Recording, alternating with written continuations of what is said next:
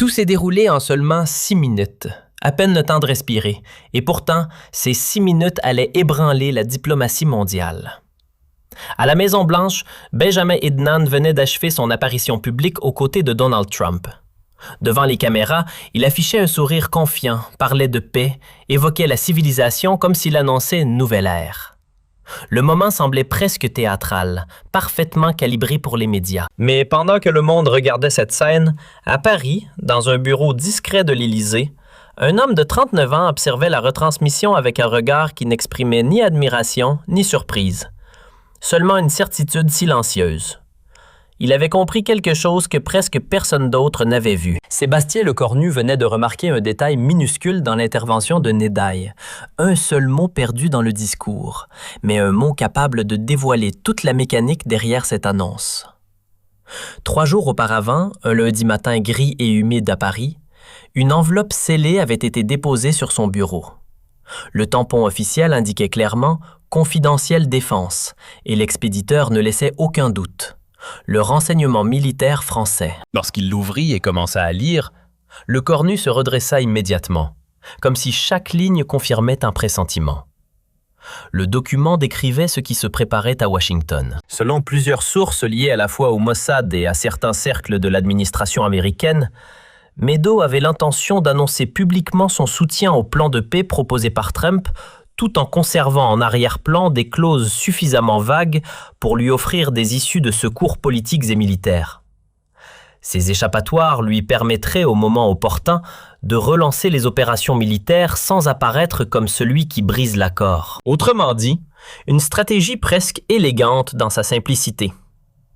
Trump obtiendrait la victoire médiatique dont il rêvait, Meadows préserverait sa liberté d'action sur le terrain, et le reste du monde applaudirait en croyant assister à un tournant historique vers la paix. Un piège diplomatique soigneusement construit, presque parfait dans sa conception. Trump obtiendrait sa victoire médiatique, Meadows bénéficierait du soutien américain pour poursuivre la guerre, et le monde croirait qu'Israël cherchait sincèrement la paix. Lecornu connaissait Nédaille depuis ses années comme ministre de la Défense. Il avait négocié avec lui, partagé des dîners diplomatiques à Tel Aviv et à Paris. Il savait que le premier ministre israélien était un survivant politique capable de dire une chose et d'en faire une autre sans scrupule. Mais cette fois, Meadows ne manipulait pas seulement son gouvernement, il manipulait aussi le président des États-Unis. Et si Trump tombait dans le piège, c'est toute l'Alliance atlantique qui en subirait les conséquences. Lecornu appela immédiatement le ministre des Affaires étrangères, Jean-Noël Barrot. Les 2 hommes passèrent 3 heures à éplucher le plan de paix américain qui avait fuité sur le papier. Tout semblait révolutionnaire. Fin immédiate de la guerre, libération des otages, aide humanitaire massive, démilitarisation du Hamas, gouvernement technocratique temporaire à Gaza.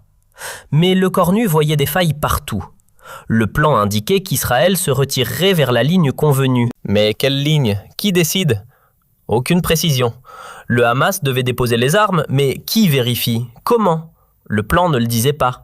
C'était exactement le type de document qui permettrait à Nédaille de dire oui publiquement, tout en gardant tous les moyens de dire non. Le lendemain, Lecornu convoqua une réunion ultra confidentielle du Conseil de défense. Macron était présent, ainsi que les chefs militaires et le directeur de la DGSE.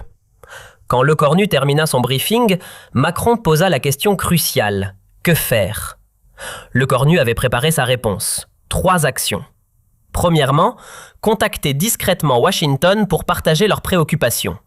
Deuxièmement, préparer une position française claire. Et troisièmement, si Meadows jouait son jeu, être prêt à l'exposer publiquement. La salle resta silencieuse. Exposer publiquement signifiait une crise potentielle avec Israël, des tensions avec Washington et un isolement possible de la France. Mais Macron hocha lentement la tête et dit « Fais-le, mais sois prudent. Meadows est redoutable. » Un appel confidentiel fut organisé avec le conseiller à la sécurité nationale américain. Lecornu exposa poliment, mais fermement, les préoccupations françaises. La réponse fut évasive. « Nous avons confiance. » Trump a une relation personnelle forte avec Meadows et Lecornu comprit immédiatement. Washington ne voulait pas entendre. Trump voulait sa victoire et Meadows la lui offrait. Si l'Amérique n'écoutait pas en privé, Peut-être écouterait-elle en public. Lecornu demanda à son équipe de préparer un discours pour une conférence de presse le jour même de l'annonce Trump-Nedaï. Un discours qui poserait les questions que personne n'osait formuler. Le 29 septembre 2025, Meadows arriva à la Maison-Blanche. Les caméras du monde entier étaient braquées sur lui. Trump l'accueillit chaleureusement. « Bibi, mon ami, nous allons faire l'histoire aujourd'hui. » À Paris, il était 20h30. Lecornu regardait la scène depuis Matignon. Son équipe avait installé plusieurs écrans, CNN, BBC, Al Jazeera. Tous montraient les mêmes images. Trump commença à parler pendant une demi-heure. « C'est potentiellement l'un des plus grands jours de la civilisation », déclara-t-il. « Nous sommes au-delà de très proches. » Il détailla les 20 points. Fin de la guerre, libération des otages, aide humanitaire, démilitarisation du Hamas. Tout semblait parfait. Trop parfait. Lecornu prenait des notes, repérant chaque formulation vague, chaque promesse sans garantie. Puis vint le moment crucial. Neduap s'avança vers le micro et dit « Je soutiens votre plan pour mettre fin à la guerre à Gaza. Il ramènera tous nos otages, démantèlera le Hamas, garantira qu'il ne menace plus jamais Israël. » La salle applaudit. Trump sourit largement. Les journalistes publièrent sur Twitter « Percée historique. Meadows accepte le plan de paix. » Mais Lecornu ne souriait pas. Il avait entendu quelque chose. Mais Neduap avait continué. « Si le Hamas rejette l'accord, Bibi, vous aurez notre soutien total pour faire ce que vous avez à faire, » l'interrompit Trump. « Cela peut se faire de la manière facile ou difficile, » ajouta Nedu, « mais cela sera fait. » Lecornu appuya sur pause et réécouta. « Vous avez entendu ?» demanda-t-il à son équipe. « Il ne dit pas quand nous atteindrons la paix. Il dit si le Hamas rejette. Il a déjà prévu qu'ils vont rejeter. » Son conseiller Pierre Lévy hocha la tête. « Exactement comme notre rapport. Meadows veut que le Hamas rejette le plan. Comme ça, il dira « J'ai essayé, ils ont refusé. » Et Trump lui donnera son soutien total pour continuer la guerre. C'était 21 heures, juste assez de temps pour que les médias diffusent l'accord. Trump n'était pas ridicule, mais pas assez pour que la nouvelle soit déjà ancienne. Lecornu descendit à la salle de presse où une vingtaine de journalistes attendaient. Il s'attendait à ce qu'il félicite simplement Trump et Nedaï. Personne n'était préparé à ce qui allait suivre. Lecornu s'installa derrière le pupitre et commença d'une voix calme mais déterminée. « Mesdames et messieurs, bonsoir. Il y a quelques heures, le président Trump et le premier ministre Nedaï ont présenté un plan pour Gaza. La France reconnaît les efforts américains. » Puis il fit une pause et prononça les mots qui changèrent tout. « Cependant, la France a des questions sérieuses sur la sincérité de certains acteurs dans ce processus. » Les journalistes se redressèrent. Lecornu venait de franchir une ligne diplomatique. « J'ai lu attentivement le plan, » continua-t-il. « Il contient des éléments positifs, mais aussi de nombreuses ambiguïtés qui pourraient permettre à des partis de mauvaise foi de paraître engagés pour la paix tout en maintenant leur capacité à poursuivre la guerre. » Il sortit une feuille et devint très précis. « Le plan dit qu'Israël se retirera vers la ligne convenue. Quelle ligne? Qui l'a définie? Le plan ne le dit pas. Le Hamas doit déposer les armes. Qui vérifie? Comment? Le plan ne le dit pas. Un conseil de paix dirigé par Trump. Quel mandat? Quel pouvoir? Le plan ne le dit pas. » Puis Lecornu regarda la caméra et posa la question qui allait faire le tour du monde. « La France a une question simple pour le premier ministre Netanyahu. Pourquoi avez-vous dit « je soutiens votre plan » plutôt que « j'accepte votre plan » ? Pourquoi avez-vous dit « si le Hamas rejette » plutôt que « quand nous atteindrons la paix » ? Il ajouta « ces mots ne sont pas des accidents. Ces mots révèlent des intentions. » Le silence dans la salle était total. Un premier ministre français en fonction depuis 20 jours venait de remettre publiquement en question la sincérité de Netanyahu devant le monde entier. « La France croit en la paix véritable, pas en la paix théâtrale, » continua Lecornu. « Une paix véritable nécessite 3 choses. des engagements clairs, des mécanismes de vérification robustes et une volonté sincère de toutes les parties. Le plan Trump-Netanyahu contient le premier élément partiellement. Il ne contient pas le second et nous avons de sérieux doutes sur le troisième. Un journaliste de Reuters leva la main. « Êtes-vous en train d'accuser Israël de mauvaise foi? » Le cornu répondit calmement. « Je ne fais aucune accusation. Je pose des questions que tout le monde devrait poser. Pourquoi accepter un plan avec tant d'ambiguïté? Pourquoi un dirigeant qui cherche vraiment la paix laisserait-il autant de portes de sortie? Le dirigeant Netanyahu peut facilement le prouver. Il peut accepter des mécanismes de vérification internationaux indépendants. Il peut accepter que l'ONU supervise l'application. Il peut accepter un calendrier clair avec des conséquences en cas de non-respect. Il poursuivit. « S'il accepte, je m'excuserai personnellement et publiquement. » Mais s'il refuse, il laissa la phrase en suspens. Un autre journaliste demanda. « N'avez-vous pas peur d'isoler la France? Les États-Unis et Israël pourraient voir cela comme une trahison. » Le cornu sourit tristement. « Vous savez ce qui isole vraiment un pays? Ce n'est pas dire la vérité. C'est rester silencieux quand la vérité doit être dite. La France a été silencieuse trop souvent sur le Rwanda, sur la Bosnie. Je préfère que la France soit isolée mais honnête, plutôt que populaire mais complice. » Il continua. « J'ai une dernière chose à dire à mes collègues leaders européens. Nous avons tous vu ce film.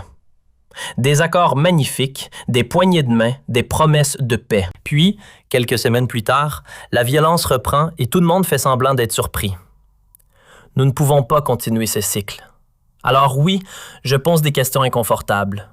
Oui, je remets en question ce que d'autres acceptent sans réfléchir, parce que la vraie paix mérite mieux que des applaudissements automatiques. » La dernière question vint d'un journaliste israélien. « Netanyahu a servi pendant des décennies. Vous êtes en fonction depuis 20 jours. N'est-ce pas imprudent de remettre en question son jugement? » Le cornu ne perdit pas son calme. L'expérience est importante, mais l'expérience n'est pas synonyme de sagesse. Quelqu'un peut avoir 30 ans d'expérience dans la guerre et 0 jour d'expérience dans la construction de la paix. Netanyahu est un survivant politique brillant. Mais survivre en politique n'est pas la même chose que diriger vers la paix. Quant à mon âge, vous avez raison, je suis jeune et nouveau. Mais peut-être que c'est exactement ce dont ce conflit a besoin. Quelqu'un qui n'est pas fatigué par des décennies de cynisme. Le cornu quitta la salle en coulisses où son équipe l'attendait. Les téléphones explosaient. Reuters, AFP, tout le monde voulait une réaction. Le ministère israélien vient de publier un communiqué disant que vos commentaires sont profondément décevants. Le cornu hocha la tête. Il s'y attendait. Son téléphone sonna. Numéro privé. Préfixe américain. C'était Trump. « Sébastien, qu'est-ce que tu viens de faire? » La voix de Trump était forte, mais contrariée. « J'ai dit la vérité telle que la France la voit, » répondit le cornu calmement. « N'est-ce pas ce que font les Alliés? »« Les Alliés se soutiennent mutuellement, » répliqua Trump. « Nous venons d'annoncer un plan historique et toi tu le remets en question 1 heure plus tard. » Cela ressemble à quelqu'un qui se soucie de vous pour vous dire la vérité plutôt que de vous laisser être piégé, dit le cornu fermement. Il y eut un silence. Piégé? Tu penses que Netan me piège? Monsieur le Président, avec tout le respect que je vous dois, oui. Je pense qu'il vous utilise pour obtenir une couverture diplomatique afin de continuer la guerre. Trump sembla réfléchir. Explique-moi. Le cornu prit une profonde inspiration. Monsieur le Président, pensez à la manière dont cela s'est passé. Netanyahu arrive, dit toutes les bonnes choses, accepte votre plan. Les médias vous applaudissent, magnifique, mais regardez les mots qu'il a utilisés. Je soutiens votre plan. Pas j'accepte, pas je m'engage. Ce sont des termes vagues, non contraignants. Et puis il dit, si le Hamas rejette, pourquoi si et pas quand nous atteindrons la paix? Parce qu'il s'attend à ce qu'ils rejettent. Et quand ils rejetteront, vous lui avez déjà dit devant les caméras, tu auras notre soutien total pour faire ce que tu as à faire. Vous venez de lui donner un chèque en blanc. Il va maintenant s'assurer que le Hamas rejette. Et ensuite, il vous dira, « Vous voyez, j'ai essayé. Vous étiez témoin. Maintenant, je dois continuer la guerre et vous avez promis de me soutenir. » Le silence dura plusieurs secondes. Quand Trump parla à nouveau, il semblait troublé. « Tu penses vraiment qu'il ferait ça? » »« Je ne pense pas. Je sais. Nos services de renseignement ont intercepté des communications du bureau de Netan. Il a dit à ses proches qu'il ne croit pas que le Hamas acceptera et que s'ils acceptent, il trouvera un moyen de dire qu'il viole les termes. » Trump resta silencieux. « Si tu as raison, je vais avoir l'air d'un idiot. »« Non, Monsieur le Président. Si j'ai raison et que vous agissez maintenant, vous aurez l'air d'un leader qui ne se laisse pas manipuler. Mais si vous ignorez cet avertissement et que Netanyahu fait exactement ce que j'ai dit, alors oui, l'histoire ne sera pas gentille. » « Qu'est-ce que tu me suggères ?» demanda Trump. C'était la première fois qu'il demandait conseil plutôt que de dicter. « Ajouter des garanties au plan, » dit le cornu. « Insister sur des mécanismes de vérification internationaux indépendants. Dire à Netanyahu qu'il doit accepter une supervision de l'ONU et clarifier que votre soutien est conditionnel au respect réel de l'accord. Si vous faites cela, vous serez le président qui a réellement apporté la paix. Si vous ne le faites pas, vous serez celui qui a été joué par Netanyahu. Le choix vous appartient. » Trump soupira. « Tu joues un jeu dangereux, Sébastien.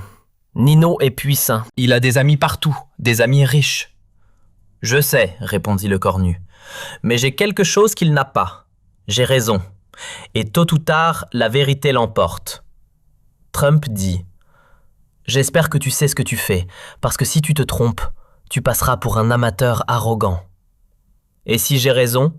demanda le cornu. « Alors tu seras un héros, » admit Trump. « Mais tu auras aussi fait un ennemi mortel. Mais tu ne pardonnes jamais. »« Je peux vivre avec ça, » dit le cornu. « Ce avec quoi je ne peux pas vivre, c'est me taire et regarder des milliers d'autres personnes mourir. » Trump raccrocha sans dire au revoir. Quelques heures plus tard, à 2h30 du matin, les nouvelles commencèrent à arriver. CNN rapportait que Trump avait convoqué une réunion d'urgence avec son équipe. Et puis, à 4h15, l'impossible se produisit.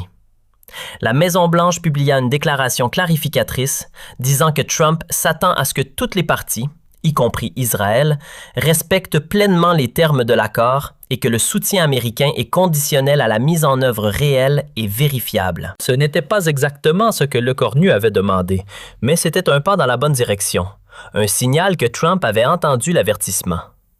À Tel Aviv, Netanyahu lisait la déclaration à 5h15 du matin. Il n'avait pas dormi.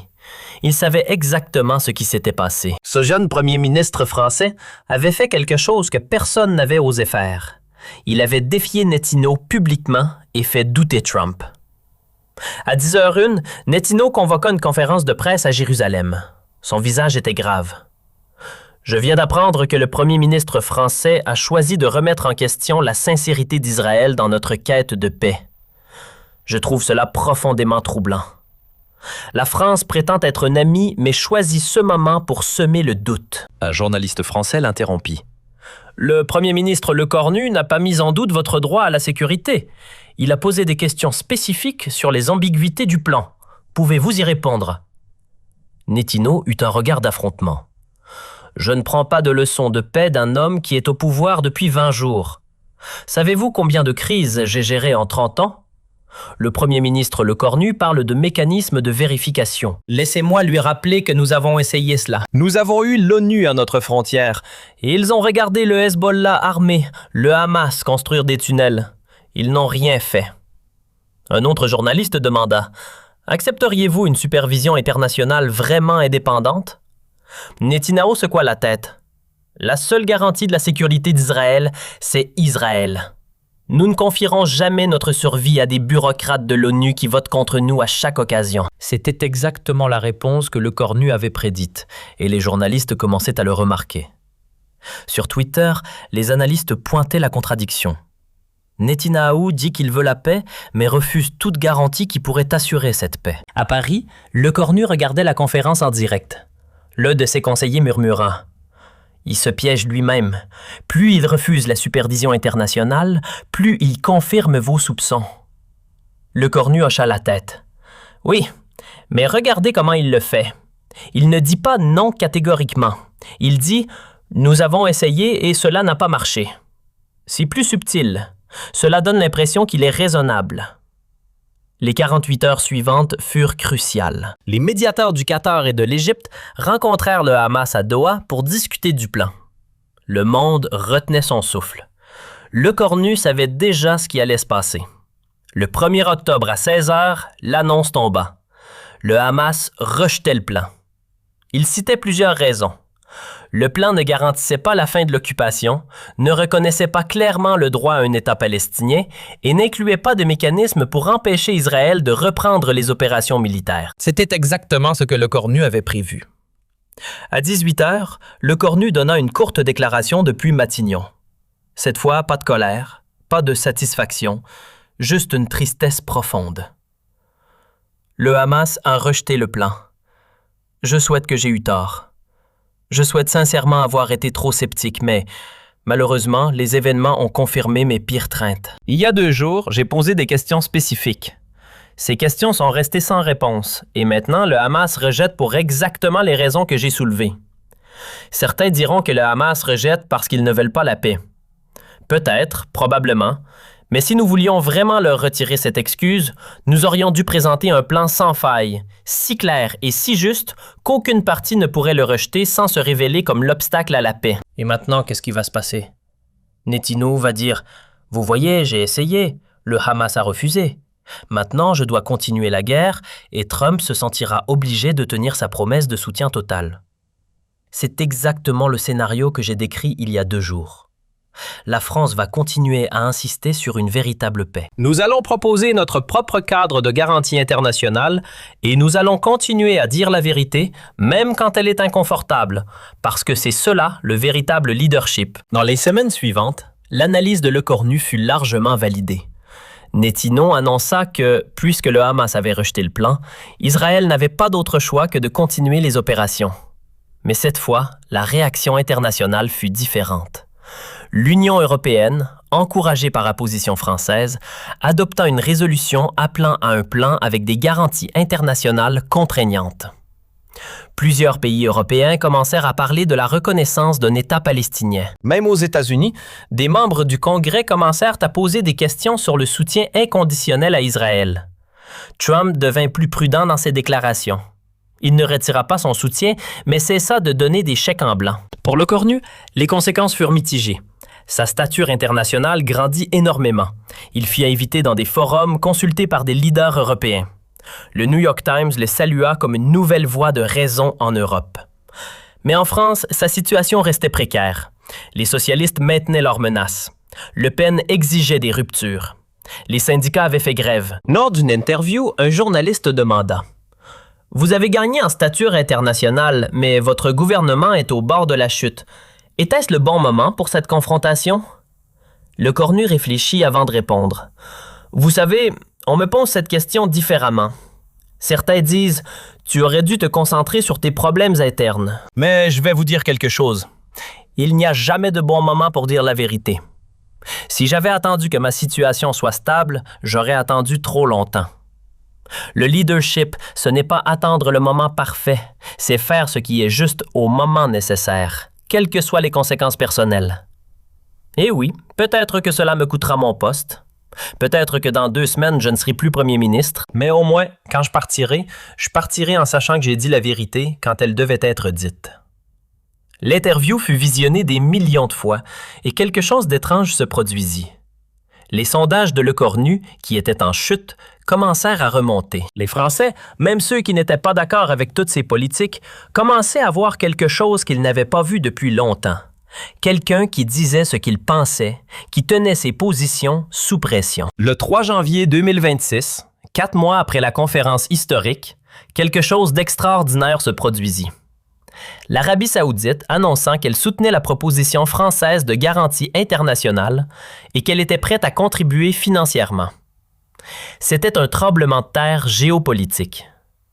MBS s'alignait sur la France, pas sur les États-Unis. Le Cornu reçut un appel. Son Altesse royale aimerait vous inviter à Riyad pour discuter d'une initiative conjointe. Quand pourriez-vous venir? Lecornu avait une semaine cruciale devant lui, mais il savait que cette opportunité ne se représenterait pas.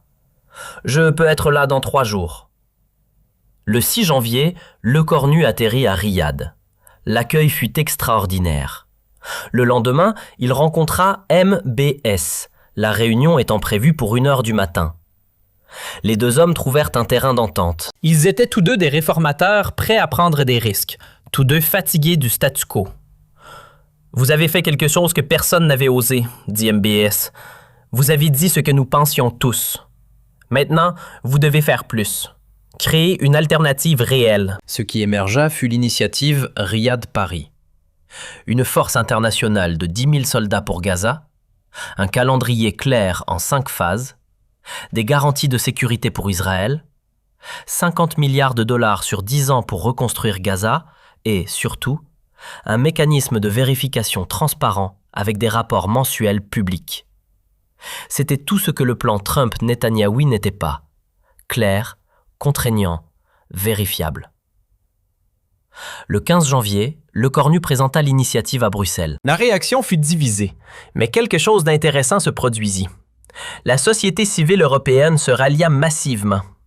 Des manifestations de soutien eurent lieu dans 12 capitales. Une pétition recueillit 2,3 millions de signatures. Le hashtag Riyad-Paris force devint viral. Le 20 janvier, Lecornu fit quelque chose d'inhabituel. Il enregistra une vidéo de 10 minutes expliquant l'initiative en termes simples et la publia directement sur YouTube. « Mes chers concitoyens, je veux vous parler. Il y a 4 mois, j'ai dit que le plan Trump n'était pas assez solide. Beaucoup m'ont critiqué, mais j'avais raison. Maintenant, avec l'Arabie saoudite, nous avons créé quelque chose de nouveau. Pas un plan vague, mais un cadre concret avec des garanties réelles. Je ne sais pas si cela réussira, mais nous devons essayer. J'ai besoin que vous fassiez pression sur vos gouvernements parce que la paix vient de la volonté populaire. » La vidéo fut visionnée 15 millions de fois. Pour la première fois, un plan de paix captivait l'imagination populaire. Le 1er février, le Conseil de sécurité de l'ONU devait voter sur l'initiative. C'était le test. La veille, Lecornu reçut 3 appels cruciaux. Le premier venait de Trump. « Tu sais que je ne peux pas soutenir publiquement ta proposition. Cela aurait l'air d'admettre que mon plan était insuffisant. » Lecornu répondit.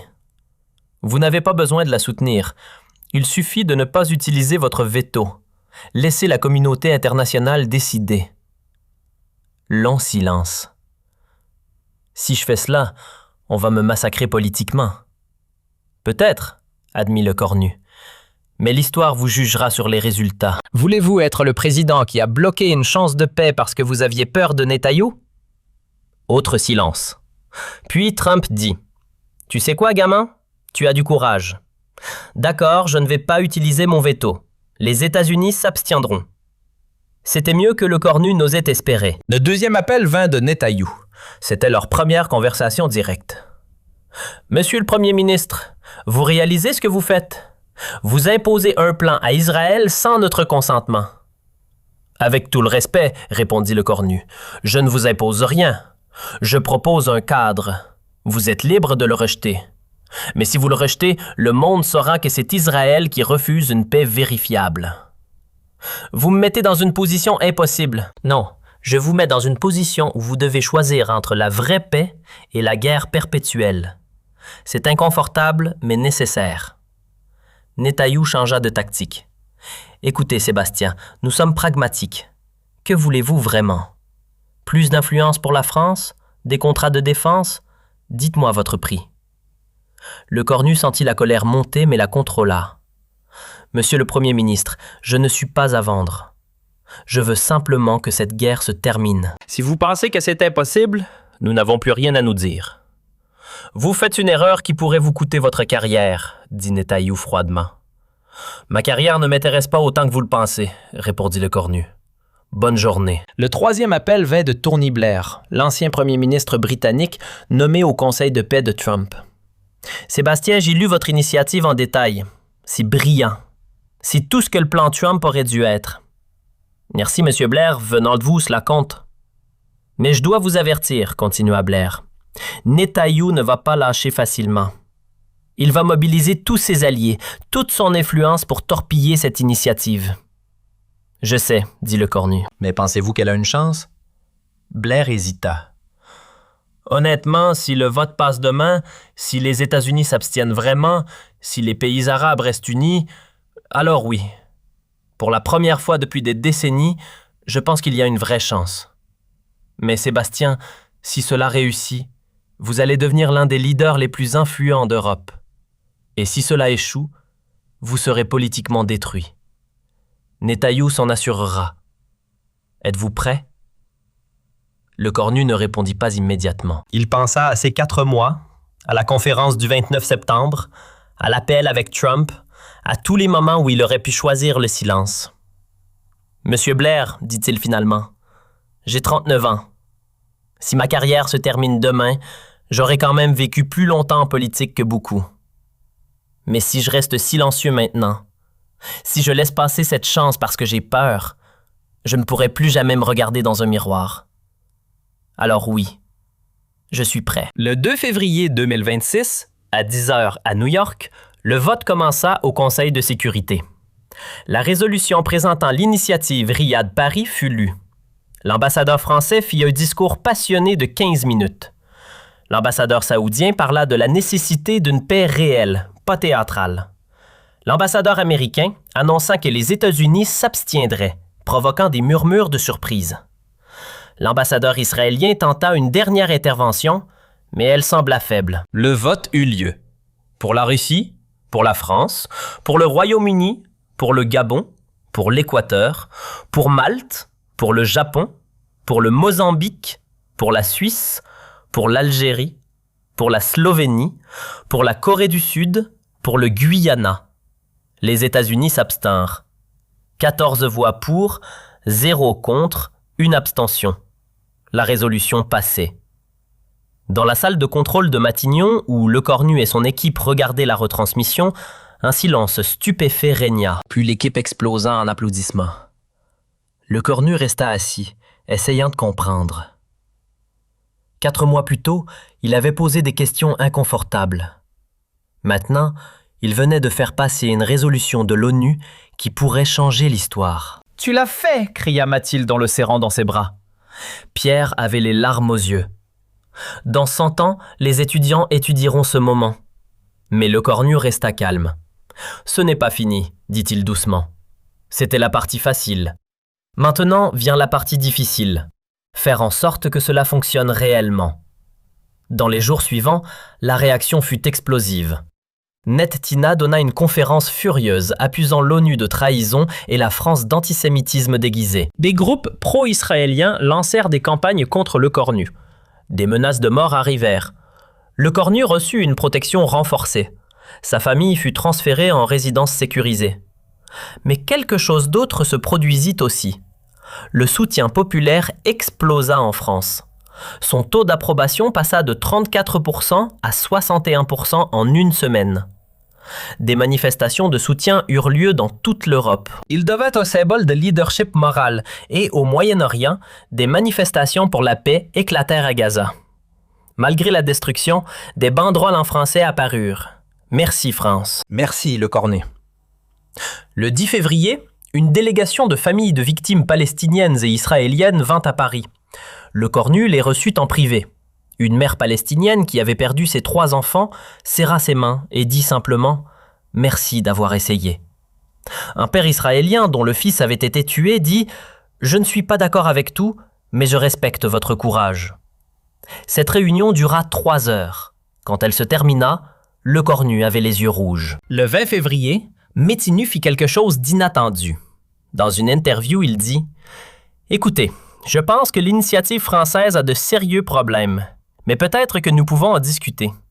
Peut-être qu'il y a des éléments que nous pouvons négocier. » C'était la première fissure dans son opposition. Dans les semaines suivantes, des négociations discrètes commencèrent. La France, l'Arabie saoudite et l'Égypte d'un côté, Israël et les États-Unis de l'autre, le Hamas par l'intermédiaire du Qatar.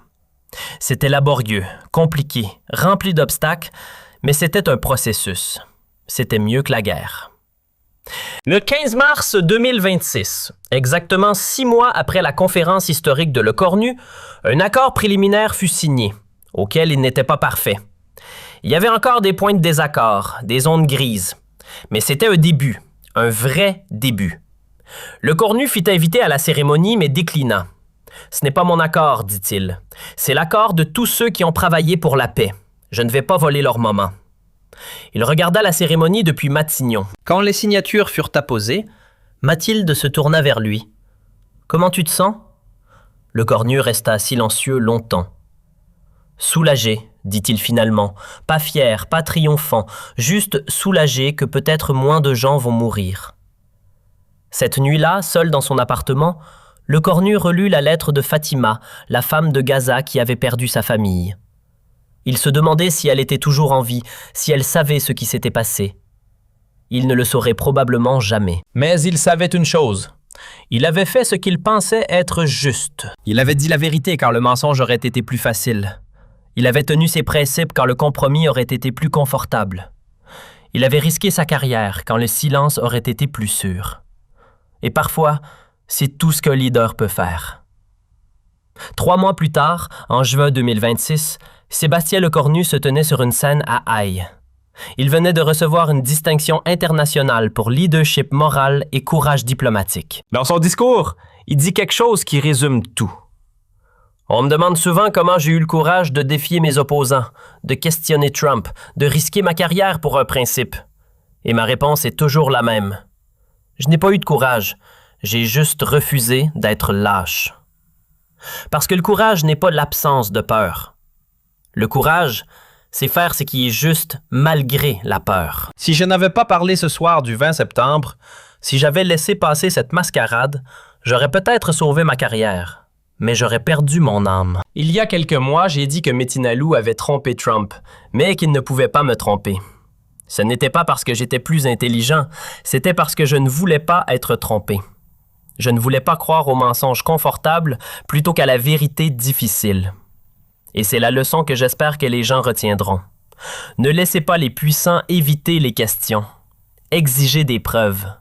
Tenez les leaders responsables parce que la démocratie ne meurt pas en un jour. Elle meurt lentement, chaque fois que nous acceptons un mensonge par confort, chaque fois que nous restons silencieux par peur.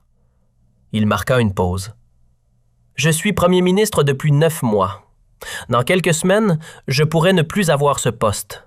La politique française est imprévisible. Un rire parcourut la salle. Mais qu'importe combien de temps je reste au pouvoir, je saurai que, pendant un bref moment, j'ai pu faire une différence. J'ai pu dire la vérité. J'ai pu tenir tête aux puissants. J'ai pu défendre les principes. Et si un jeune homme ou une jeune femme quelque part regarde ce qui s'est passé et se dit « Moi aussi je peux avoir ce courage », alors tout cela en aura valu la peine. Parce qu'à la fin, nous ne serons pas jugés sur combien de temps nous avons été au pouvoir. Nous serons jugés sur ce que nous avons fait avec ce pouvoir. Et j'espère, je prie que, quand mon heure viendra, je pourrai dire « J'ai fait ce que je pensais être juste, quelles qu'en soient les conséquences. » L'audience se leva en standing ovation, mais Le Cornu ne souriait pas de satisfaction. Il pensait à Fatima de Gaza. Il pensait aux familles qu'il avait rencontrées. Il pensait à tous ceux qui avaient souffert pendant que les politiciens jouaient leur jeu. Et il se fit une promesse silencieuse. Tant qu'il aurait une voix, tant qu'il aurait une plateforme, tant qu'il aurait une part d'influence, il continuerait à dire la vérité. Parce qu'à la fin, Mathieu avait trompé Trump, mais il n'avait pas pu tromper Le Cornu. Non pas parce que Le Cornu était plus intelligent, mais parce qu'il avait choisi de voir la vérité, même quand le mensonge aurait été plus confortable. Et dans un monde de mensonges politiques, de fausses promesses et de théâtre diplomatique, ce simple choix de voir et de dire la vérité était devenu révolutionnaire. C'était devenu, contre toute attente, le début d'un changement. Un changement fragile, incertain, menacé, mais un changement quand même. Et parfois, c'est tout ce que l'on peut espérer. Parfois, un moment de vérité peut changer le cours de l'histoire.